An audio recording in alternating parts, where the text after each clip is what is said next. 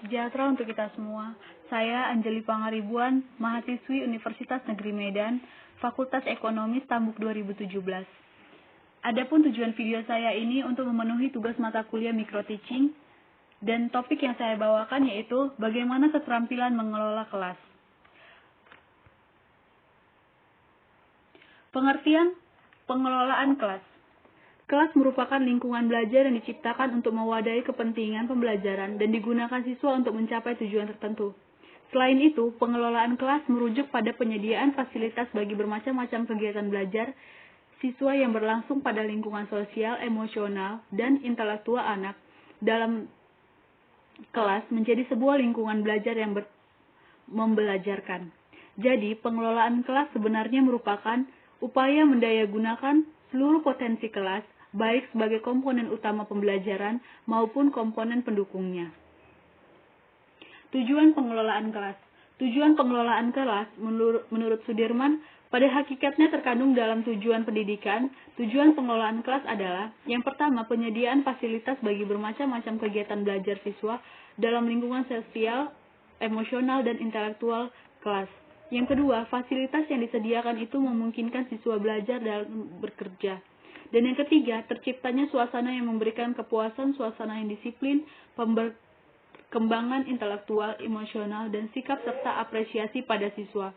Sedangkan Ari Kunto berpendapat bahwa tujuan pengelolaan kelas adalah agar setiap anak di kelas dapat bekerja dengan tertib sehingga tercapai tujuan pengajaran secara efektif dan efisien. Komponen-komponen dalam keterampilan pengelolaan kelas.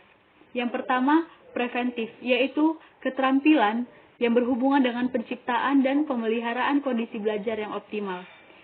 Terbagi menjadi beberapa bagian. Yang pertama, menunjukkan sikap tanggap. Keterampilan ini menggambarkan tingkah laku guru yang telah memperhatikan siswanya sehingga siswa merasa bahwa guru hadir bersama mereka.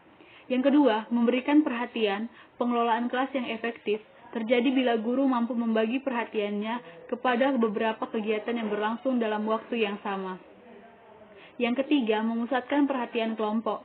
Seorang guru harus mampu memusatkan kelompok terhadap tugas-tugas yang diberikan, sehingga siswa tetap terlibat dalam kegiatan belajar. Dan yang keempat, memberikan petunjuk yang jelas. Yang kelima, menegur siswa bila melakukan tindakan menyimpang. Yang keenam, memberikan penguatan.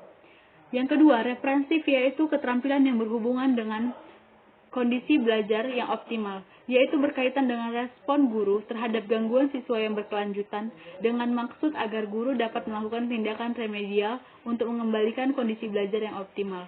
Guru dapat menggunakan strategi yang pertama, modifikasi tingkah laku. Yang kedua, guru menggunakan pendekatan pemecahan masalah. Yang ketiga, menemukan dan memecahkan tingkah laku menimbulkan masalah.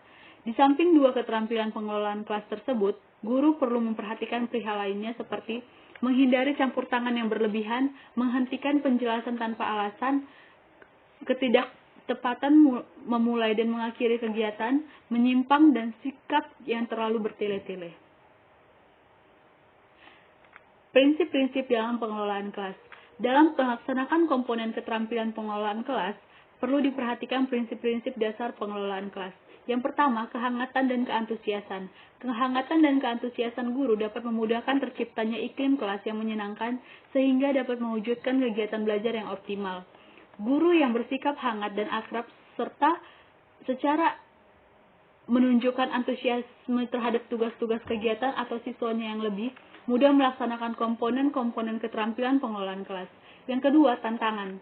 Penggunaan kata-kata, tindakan, atau bahan-bahan yang menantang akan meningkatkan gairah siswa untuk belajar sehingga mengurangi kemungkinan munculnya tingkah laku yang menyimpang. Yang ketiga, bervariasi. Penggunaan variasi dalam media dan gaya interaksi belajar mengajar merupakan kunci pengelolaan kelas untuk menghindari kejenuhan serta pengulangan aktivitas yang menyebabkan menurunnya kegiatan belajar dan tingkah laku positif siswa. Yang keempat, keluasan. Selama proses belajar mengajar terdapat kemungkinan munculnya mengganggu dari siswa, untuk mencegah gangguan tersebut diperlukan keluasan tingkah laku guru untuk dapat merubah strategi mengajarnya.